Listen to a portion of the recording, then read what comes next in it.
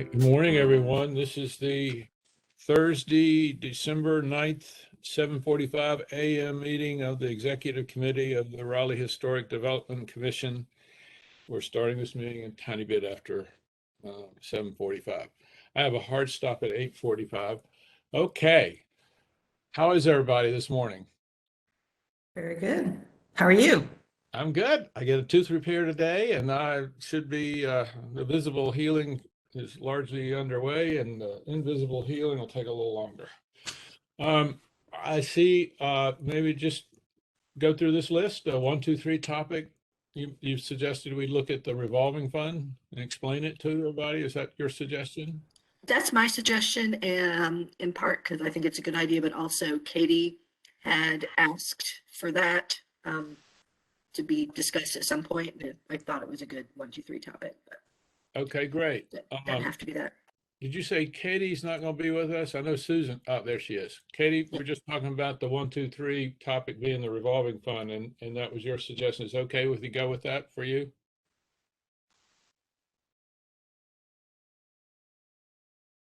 She's catching up. Katie, is it okay if we do the 1, 2, 3 on the revolving fund? Oh yeah, sorry. I didn't know you were talking to me. Yes, it'd be great. Would love that. Real quick, who's going to put together the 3 slides or whatever? Say that again. Who's going to put together the slide format, the presentation? Tanya's going to help put together the presentation format for that, okay? Anybody? Okay, sounds good. And am I giving the presentation or is staff giving the presentation? Either's fine. Let's make it a surprise. Okay. Figure it out at the last minute. You could co-present, all right? Sounds good. Now plant a little seed here. We, in our annual report this week, seems like so long ago, it was just Tuesday, we suggested we were going to come back to the well for more money than our $100,000 that's in the fund, right? So my question is, can staff look up and put it on the agenda for the meeting? Have we already missed the budget deadline for this month, this next coming fiscal year? And is there any way to add money to that fund, if at least ask for it? Okay, so one, we've got $275,000 in the revolving loan fund. The 100 was just what came back from Lustron. Oh, good. Yeah, See, so I've had the 1, 2, 3 benefit already. from a budget standpoint, it's at the very beginning, but I don't think that let me make a note. I will ask Janet what the process is for commissions asking for supplemental, because I don't really. Yeah, let's find out and get an answer, because I think we arguably have a real life example how we use the 100 out of that fund to make something successful that ended up generating the payback money and pay for all the costs of preserving something of significance. And I think that could be our little toe in the door, maybe, to get a little something bumped in our budget. We do. What I also have, and I will get him rescheduled, is one of your ongoing work plan items has been studying either revamping the current loan fund or starting a new one, focusing on the idea of keeping people in their homes. And so we had an intern that did a study over the summer, and then things got crazy and I didn't get him scheduled to submit to you. So he's got a good start of some ideas. I still don't think it's quite enough to make a solid business case. Let's tickle that on the agenda for the business meeting, just so we mention it, so the commissioners will know that that's an issue we're kind of looking at and seeing what the options are, in addition to adding to the fund a separate type fund. I mean, I can ask and see if he's available on the 21st. Well, just go and see. If not, let's just make sure we mention it. And the particular example that's really good and really, really true are older African-American grandmothers and mothers who live in Oberlin Village. It's a real sore point, because what they're seeing is people are selling their houses for $1 billion, and they're torn between history and long-term survival financially. So it's a great example where frequently people want to stay in their home a while longer, but really don't have the way to either avoid taxes or to fix up things. So maybe there's a way, anyway, there is a tie-in, also a tie-in to the topic that was mentioned to City Council the other night by the folks from the Shaw study.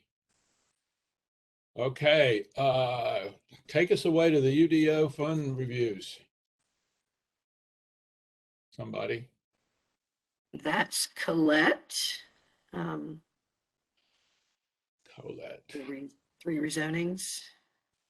And Colette is front and center on my grid. What would you like to know? I don't know, anything that is particularly that we need to be particularly alerted to that might be the next. So you have a few, maybe it was 2 months ago, you got a small taste of the Cabarrus and Person and Bloodworth application. That was the one that you sent to the state for comment, and we have this comments. So this was officially up for discussion. Now that we'll share those comments with you, and the applicants will be present, like a standard rezoning conversation. Is that the lady who wants to take pieces out of at Prince Hall and combine them That with is correct. care? Yes. Yes, and we got this state, and you may have just said this, Colette, I'm sorry. We got the comments back from the state, and we'll have a memo. Well, basically, we'll take the report and put a staff memo in front of it, and beef up the report based on suggestions from the state. Okay. To review. It'll be from staff, and then we'll do the regular thing where you vote on it again to send forward. While we're on the UDO kind of thing, have we seen anything yet about the parking lot that's going to be turned into a 20-story building behind the Vic's restaurant, in that parking lot behind there and between the school? Yes, you did review that one. That was possibly at the same meeting several meetings ago. It came to you as 2 parts because they are not only doing the parking lot, but also pretty much the block to the east of Moore Square. Okay. You did provide comments on that. I believe the comments are largely in support due to the fact that no historic structures are impacted. And Okay, it's not but 20. I thought it was 12. yeah, the neighbors think it's 40, but that's just their reaction. Those are not, if there were buildings on them, they'd be historic buildings, but they're just parking lots. So they're not really. They're not in the district at all. They're not in the district at all. Okay. Right. Okay. Well, thank you. Action item. So we didn't finish going through the list. Oh, okay. The Martin Street and Dawson Street application is, so this is a request that you somewhat saw maybe 2 years ago, but the applicants would like to change some of the conditions that were placed on the previous rezoning request and also add another parcel. So this is Clearscape's property. I don't know if you recall, but at the last rezoning request, they were going to construct a tower behind the buildings, and one of the conditions allowed set a standard for how far that new building could, I guess, intrude towards Martin Street on top of the historic building. They would like to make some changes to that. Also add another parcel into it. It should be an interesting conversation. Does that involve closing off that little pedestrian alley, or is that involved in this? I don't believe that they ever intended to close the alley. I think the alley was to remain, but that would be a good question to ask the applicants. Well, it's a charming little alley. If you ever never been down, it's like going down Diagon Alley. Well, kinda. Best we got on Diagon Alley. But anyway, that kind of little charming thing could be saved without too much expense. Anyway, okay, great. And then the last one is 1624 Glenwood. This is in Hayes-Barton National Register District. It's pretty close to the actual 5 Points intersection. And this request is to remove a frontage type that's on there. And the case planner will be able to better explain why that would be necessary. But it is coming to you because it is in a National Register district.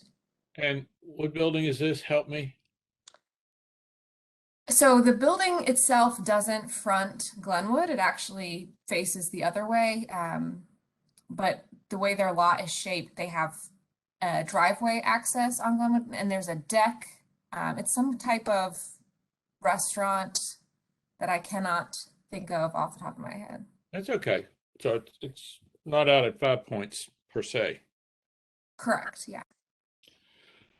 Okay. Anybody have any questions about those 3 items for the UDO discussions?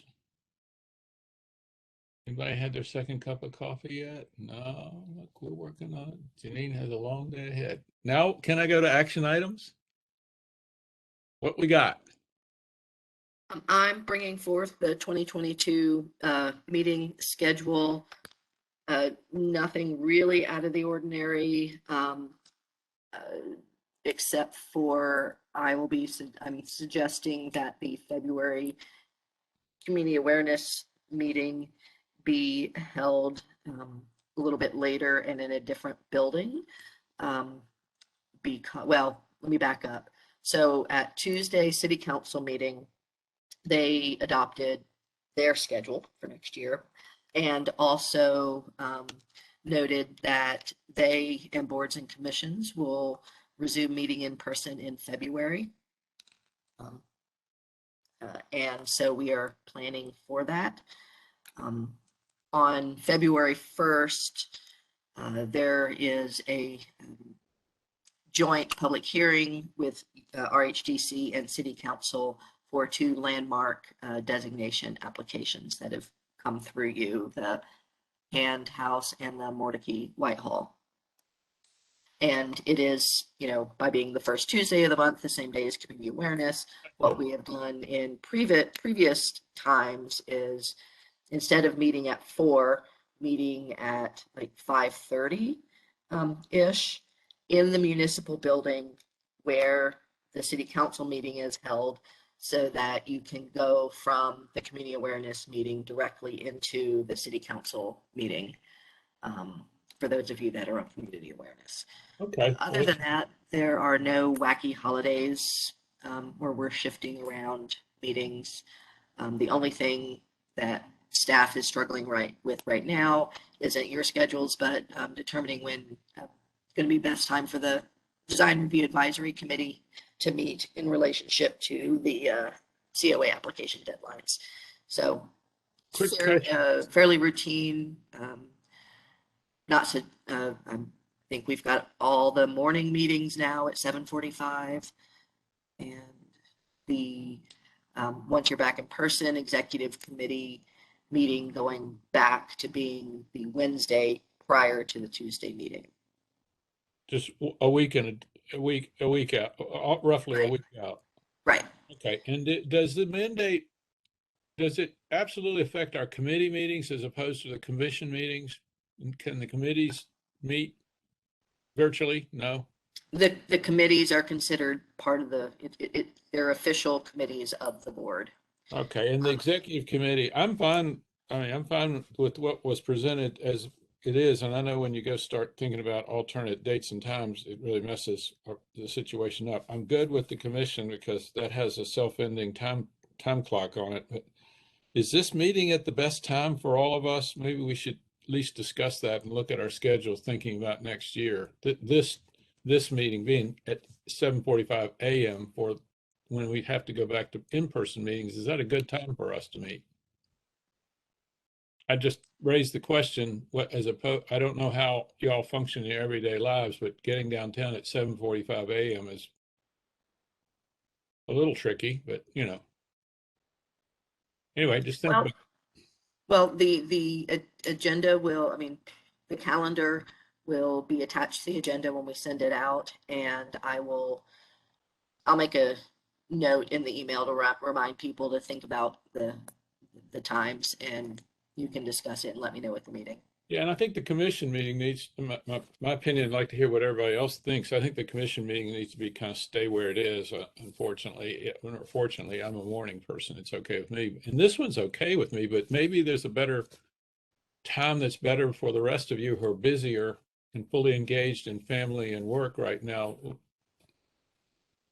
I was going to mention just, I do have still children in school, and it is challenging. Like this morning, I was probably 1 minute to spare getting my son to school and getting into this meeting. So I think just thinking about the demographics of the board, just especially I'm thinking Verche is probably doing drop off now. That is challenging, I think, especially. One thing occurs to me, I'm not real keen. I kind of go to sleep in my brain after 3 o'clock in the afternoon, but maybe we could butt it up against lunchtime, mid-morning, and most people eat something either at their desk or out of their offices. And maybe if we butt it up against lunchtime, it would self-end when we get hungry or our stomachs growl. But just think about that possibility.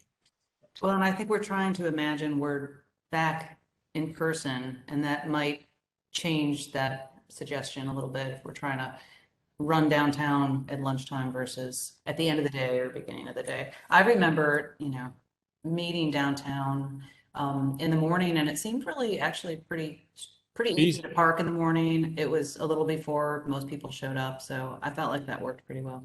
Okay, well. And so your meetings are at One Exchange Plaza building, and you have access to the deck right across the way, and you get, you sign your card, and you don't have to pay because of it being an official meeting. But staff can accommodate whatever. My only request is that you not shift the days, because we've got, the schedule, it's been working pretty well for several decades as far as the timing of the meetings. But from a time shift, we can do whatever. So I think Janine's point's well taken. Maybe we just ought to briefly discuss it at some point when the calendar comes out amongst the executive committee and make sure we're okay with this time slot. But it'll be on a Wednesday before the meeting on the following Tuesday. Is that how it will work? Yes. It's fine with me. And we need to accommodate those that are busy. That's how we get people willing to volunteer for things. So discussion items. Ligon House, I think y'all might have gotten my piece together, cobbled and other from both Tanya and Ian about the Ligon House. It did sell to. You want to just tell us about that? Somebody knew it had sold and what it sold for. We just got a memo on it yesterday. If my memory serves, it was listed for about 500,000 and sold for 650. And the guy who bought it is a name known to us, not necessarily for a wrecking ball guy, but what was his name? Mansour? Not Mansour. His name is Ashkan Hosseini. He is a developer who's been through the COA process with us, though new to it in the last, I guess right at the start of COVID was his first case with us. He owns the lot next door that the driveway for the Ligon House partially sits on. So it's not surprising that he would have looked at that. He owns several properties around the east side of downtown. Of the ones I'm familiar with, they're all vacant lots currently. But he is a developer, I think, with his father. So. Do you think, and I'll ask everybody to comment, do you think sending a staff commission delegation to visit with him now or soon as we can after we get our Christmas shopping done? Just to kind of say, hey, we're we're here to help you if we can. And do you mind sharing what your intentions are with us so we could figure out a way to do this together? So I think staff needs to be kept out of going to anything, but we are available in case there are any, factual questions from him, but having the commission, reaching out to, tell them about the building and how significant it is and about, landmark designation. Think about That's what whether you're here for. if it's led by a commission member, but the staff member was present to answer those questions then and there on the spot instead of having a two-step process.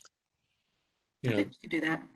And that will cover your requirement not to be seen as the moving party, for lack of a better word. And we'd also get accomplished to, I've met this guy somewhere a long time ago, and I don't know in what context. It must have been when we were having in-person meetings or something. Anyway, we have I think we need to really bring all our skills and talents and resources to bear to make sure the house isn't raised. In fact, City Council was very interested the other day in alternative arrangements other than losing the structure.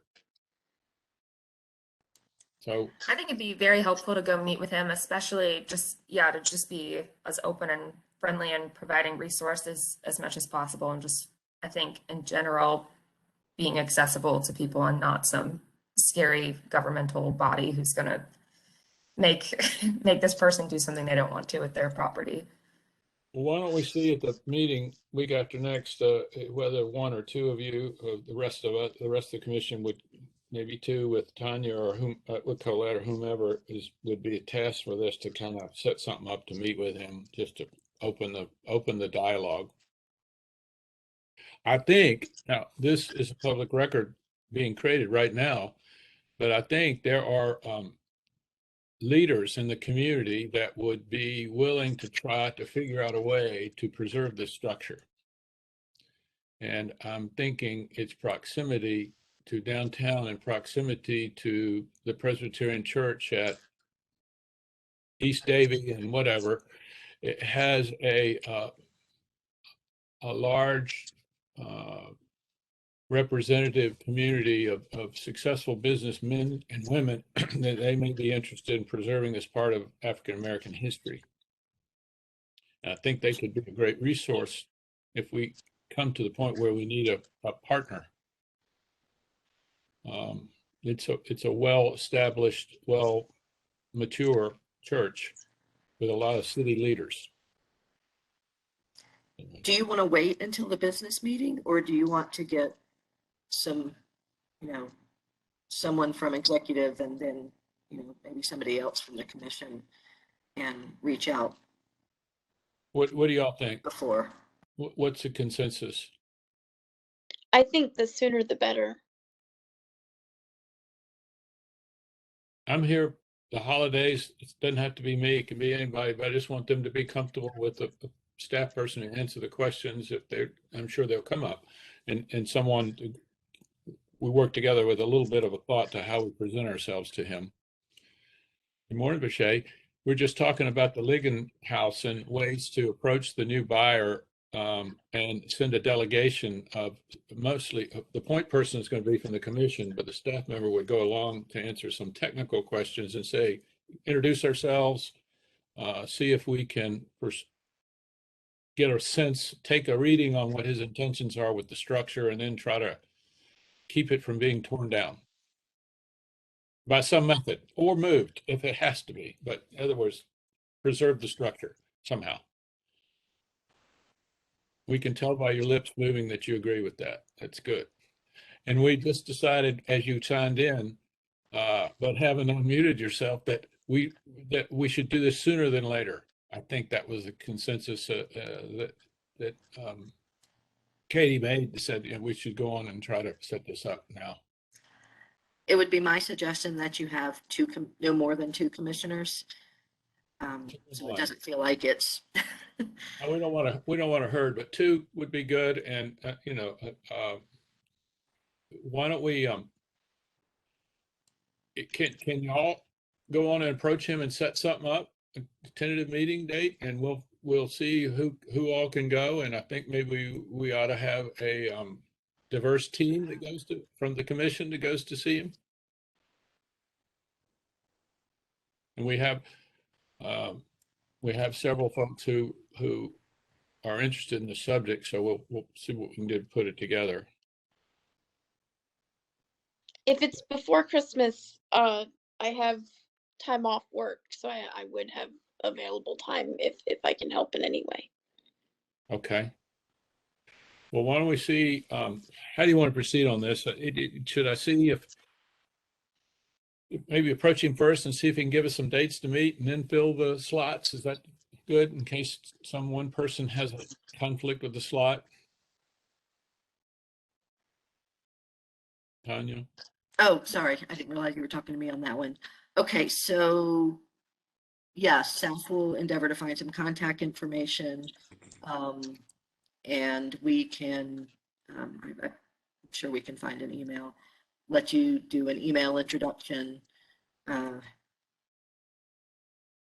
with him and say we can work something out. We'll start by just including you, Gaston, on the email. And Okay. then go from there. Yeah, and I don't need to, I got lots to do, and I'm not sure I'm the exact right person to be the one of the delegates, but I'm available. Right. Well, I'm not suggesting that you are the one, but as the commission chair to be the initial. Coordinated, make sure we get a enthusiastic team together. Seaboard Station. We planted some seeds of information on the Seaboard Station on our social media platforms.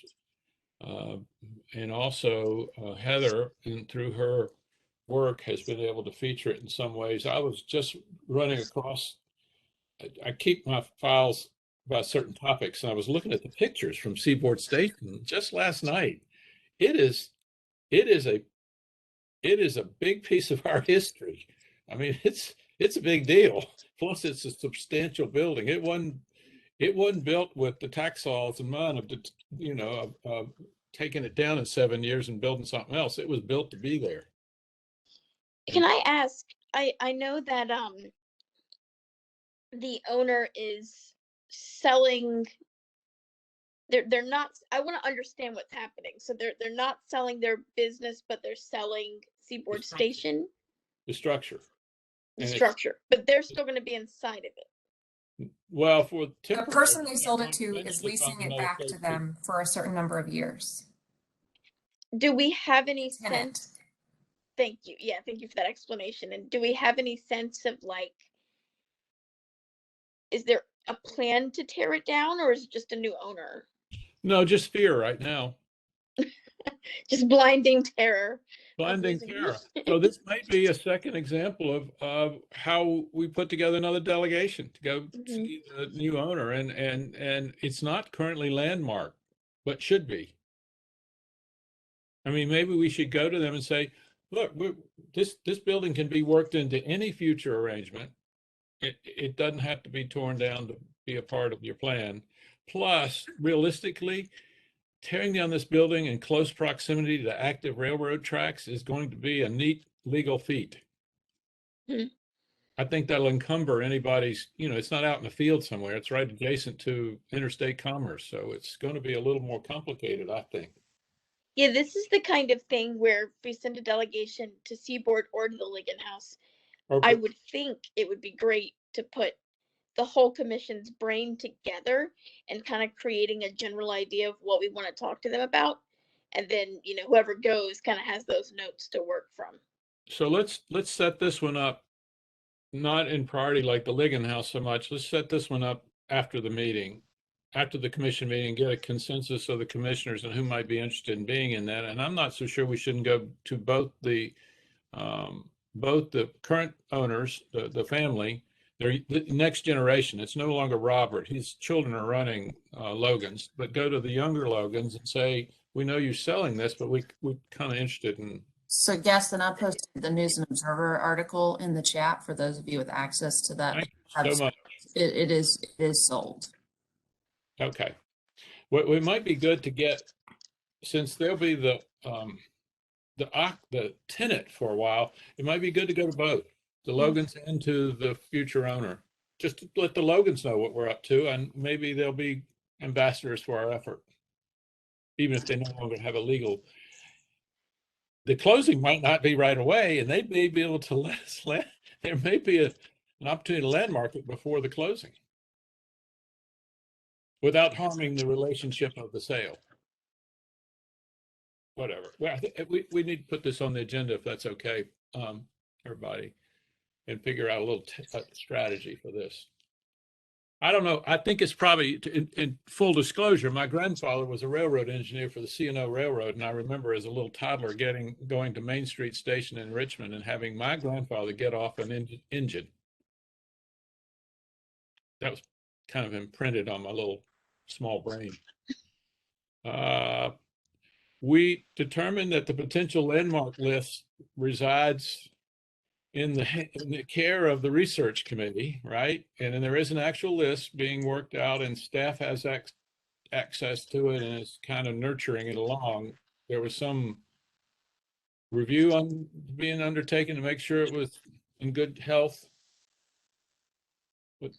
So, Yes, but to go back to Seaboard for 1 second, it closed. It's officially sold. The transfer was December 3rd.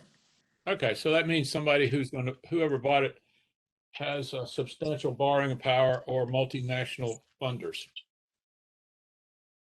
Yeah, I was just reading through this article. It looks like the company that owns it also owns the creamery, which I think we saw yesterday actually, through COA, and then also the Mutual Tower in downtown Durham. So they have some historic properties, which I think, I mean, in my experience, even with those, they're kind of being thoughtfully updated and preserved. But I think having the relationship, if they're starting to acquire this historic portfolio in the area, which it sounds like they are as a company, it's certainly worth building that relationship. This is the Silver Partners or whatever the name was last night at the COA. It's Turnbridge. Bridge Equity. Did we meet with the DC. creamery? Did we meet with the creamery group maybe like a couple of years ago before the pandemic in person? And I remember they were talking about like building, but like leaving the building there, but like building up a certain number of stories. Was that same group? It came up in the COA, and that'll be reported on. Berchet probably will be asked to report on that at week after next meeting. There's a project being proposed and approved through the COA process. Anyway, it's quite exciting. I think it's architecturally, I think it's beautiful from the layman's point of view. Anyway, They also did a rezoning case as well, so it's not new. Won't be able to comment other than about the decision for the COA piece because the appeals period is still open. piggybacking on your idea, I think we ought to mention as a part of our discussion the possibility of opening up a dialogue with the new owner, and since they are somewhat aware of historical significance and have been good stewards of their projects. Wow, I can think of all kinds of neat things that the Seaboard could be, including a museum and whatever. Something beyond just preserving the four corners of the building. It could be incorporated into the whatever they decide to do with the area. I'll add they also purchased Cary Town Center, so they're used to large mixed-use developments with existing buildings, like Berchet said. So it's definitely worth reaching out to them, especially if they're expanding. So is it okay for you guys to put it on the agenda for a form of delegation of commission and staff to approach the Logans, if we think, just to introduce ourselves, because they probably are in contact with the new owners and the new owner, a representative of the new owners. Yes. Okay, anybody disagree with that approach? Front burner is going to be Ligon, and the back burner is going to be Seaboard for that. Random question: is the Rialto Theater on our landmark list? Yes. Thank you.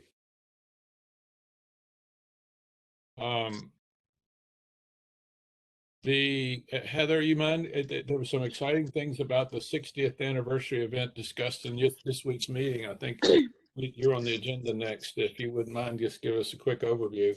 Sure. Yeah. So, thank you to, well, we don't have the whole commission here, but we were sent several ideas from the commission. So, that was really helpful to have other ideas to kind of go through. And we ended up sort of blending a lot of the ideas together. But the essential idea is what we landed on is we're going to do the event during the weekend of Artsplosure. We're aiming to have it at the Core Museum, where we still need to talk to them and make sure that they would like to work with us on that. But the hope is that we could do an event in the Core Museum during the weekend of Artsplosure, when there's going to be thousands of people downtown on Fayetteville Street anyways, and then we could have our event kind of in the museum and maybe leaking out a little bit to invite people in. Now, as far as what we're going to do during the event itself, that's still something that we're working on. A lot of ideas have been thrown around. And I think we have some really cool and creative ideas. It's just going to be deciding kind of which ones we want to go with and which ones we don't. But we're talking about, of course, having swag. We're definitely working on the collectible historic cards.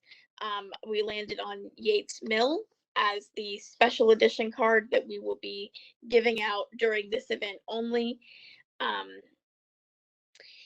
Travis talked to us a little bit about some really cool ideas about using a more technical, like, I didn't fully understand it, to be honest. I felt really old, but NFTs.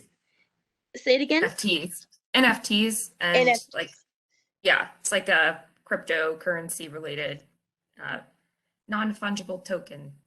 It's like digital art you can sell that's somewhat proprietary, but also outside the bounds of normal intellectual property. He was saying it could be, and I agree with him, that it could be a cool way to do some fundraising for some of the things that we want to do, and bridging the historic aspect of our organization with some new emerging technologies.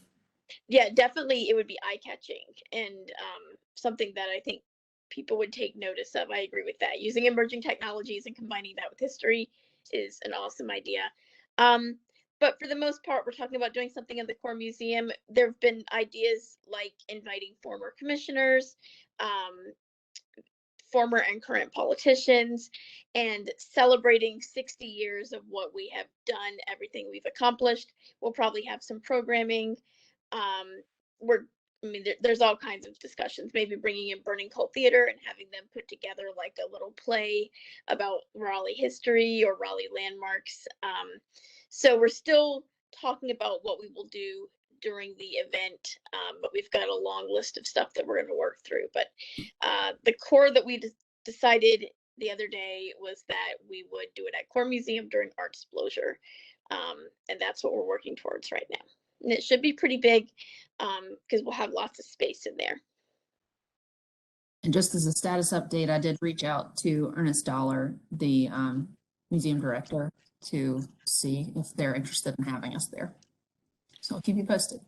It was a great idea that came together through collective wisdom in a lot of ways, and it also has nice characteristics. We don't qualify to have a booth because we're not artists, but we can take advantage of the heavy foot traffic those days and reach a lot of people we wouldn't ordinarily reach on a freestanding thing.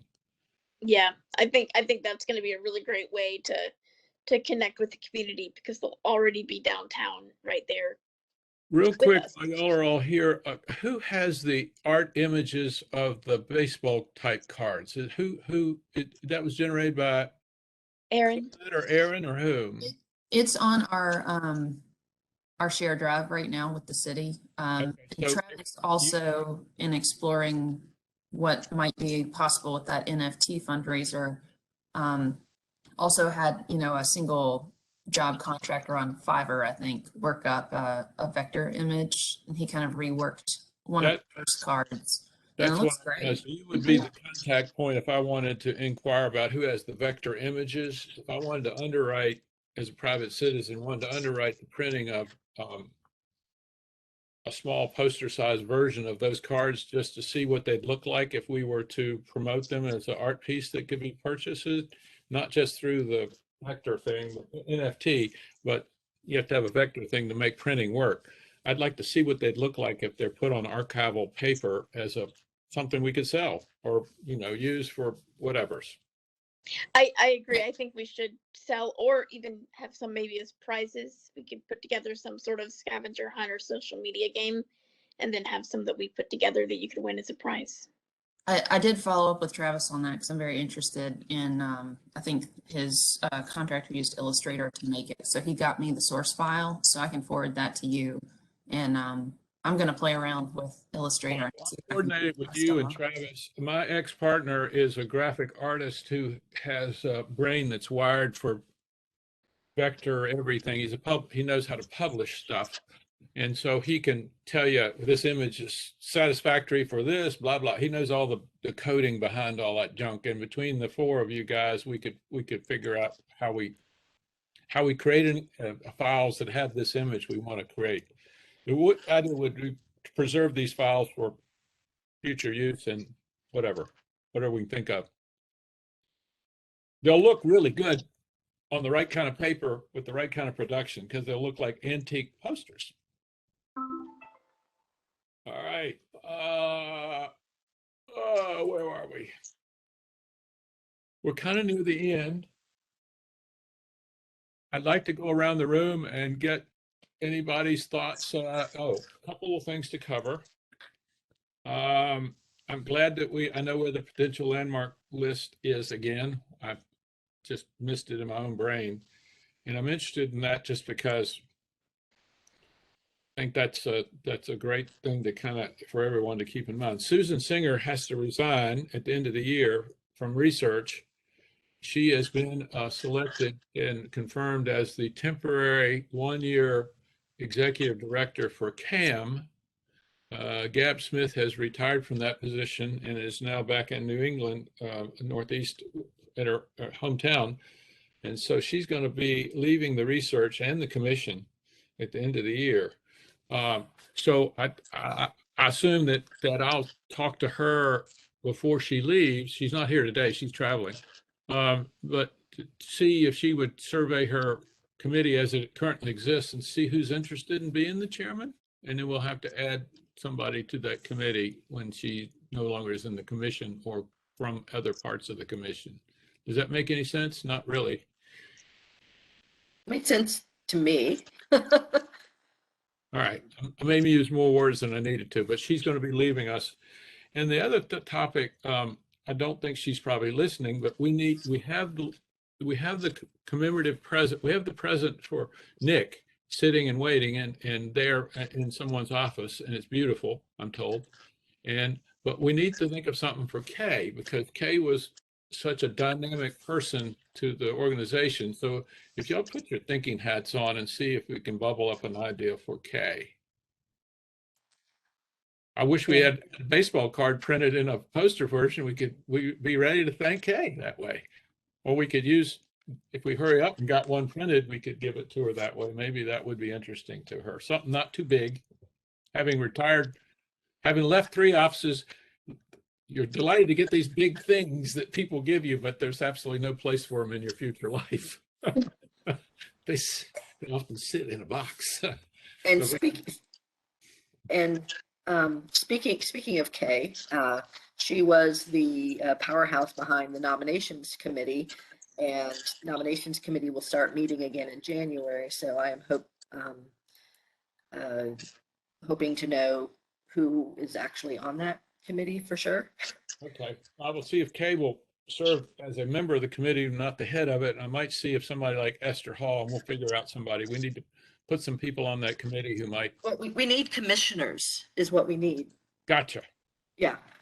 Because I think you said just throw some names on the list and then we'll talk about it again. So I'm not sure that the people who are on the list at the moment actually know they're on the committee or want to serve on the committee. Okay. Well, we'll mention that in our meeting and on the. Okay, I'll put it on the agenda. And the other thing is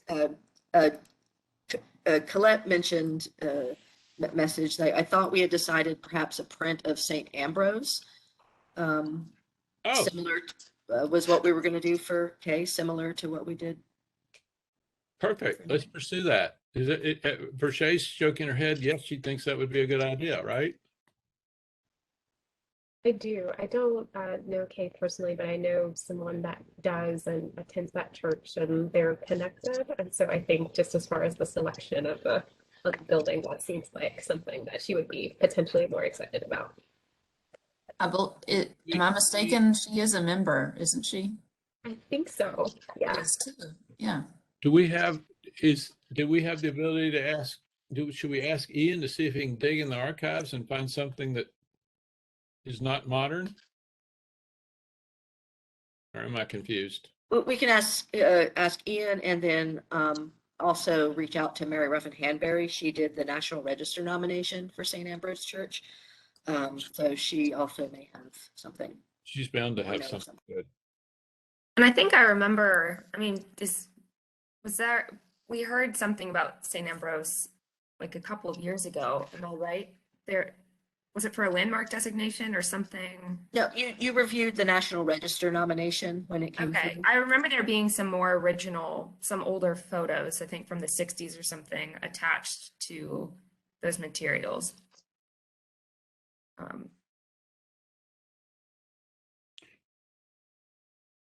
But I'm, I'm not. No, I think you remember correctly. One of us will shoot an email to Ian and Mary Ruffin, and we'll just copy you, Gaston, just to keep you in the loop. Thank you. Finding a photo. I have 1 2-minute request, and you can only use a sentence to say it, but I like to get to know you guys as individuals and kind of get a feel for your, I've read your resumes and read, all that stuff. But tell me one thing you like to do at Christmas, at the holiday, whether it's Christmas or whatever. At year's end, what's one thing you kind of try to do every year? Heather? We have a new tradition where we, for the past few years, have gone to Christmas Town, which is McAdenville, North Carolina, but their entire town, the bylaws of the town, like everyone has to decorate for Christmas. So it's really cool. And the town almost went bankrupt in the 1930s and was pretty much just almost completely abandoned. But then a wealthy benefactor came in and he bought the town and he saved the town, and he just happened to also really love Christmas, and it's like this Hallmark story, and it's a beautiful place, so we drive out there every year and go see it. Heather, thank you. Let's see, Tanya? I like to make pumpkin pies with my daughter. Oh, make extras. Verche?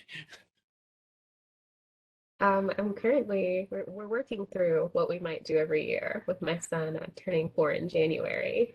So we tried cookies. That's going well. And then also some sort of immersive Christmas experience. So we drive through light show. We'll work up to maybe the Polar Express, and maybe something like McAdamsville once he gets a little bit older. But yeah, we're figuring it out. Janine? We always travel at Thanksgiving, so we really enjoy being home at Christmas and having family over, but we like to have a tradition, try to bring all our neighbors over for an early New Year's Eve party, which is really fun because we just kind of do a potluck and get to catch up with everybody, but no obligation to do the whole shebang that night. Everybody can go their merry ways, so We Aaron? look forward to that. Aaron? Christmas movie marathon. Also, at least the first week after the ornaments go on the tree, wrangling cats. They're very interested. Oh, they like the ornaments. Yes. Ah, Tree. bet you the cats win. Oh, Katie? For years, my mom always worked on Thanksgiving and Christmas because she's a nurse with the geriatric population, but now she works in the office as an admin. And so while she was doing that, working every year on Thanksgiving and Christmas, we would just have the holiday on a different day instead, so that we could invite all of our friends who would be with their families, presumably, on Thanksgiving and Christmas. So yeah, we've just continued the tradition onward. And on actual Christmas Day, I usually go visit some other family in the area or something like that. But it's always good because we have a big Christmas with all of our friends. Ooh, that's good. Colette? I endorse the McAdenville tradition. We did that when I was a kid, but it was a much quicker trip because we lived much closer. So it would be a commitment from here. We do all of these things, but we've been doing a construction project every holiday because we have enough days off to focus on it. So I think this year we'll be replacing faucets. Oh, that's exciting. Did I miss anybody? Happy holidays. I used to go to Duke Chapel for midnight services, and Duke Chapel's under renovation. I like a quiet, non-exciting. I do watch some of the holiday movies. This year on the rotation is Elf. It goes on the rotation about every third year or so, along with, some of the more traditional things. But I think I'm gonna watch Elf this year. I'm in an Elf mood. So My favorite. thanks. There's nothing like some Elf. There's a little quick video you can watch on how they make Elf, how they made the false perspective, how they made him look big when he wasn't really big with the little elves. So anyway, you can see it on YouTube. All right, gang. See you later. Bye-bye.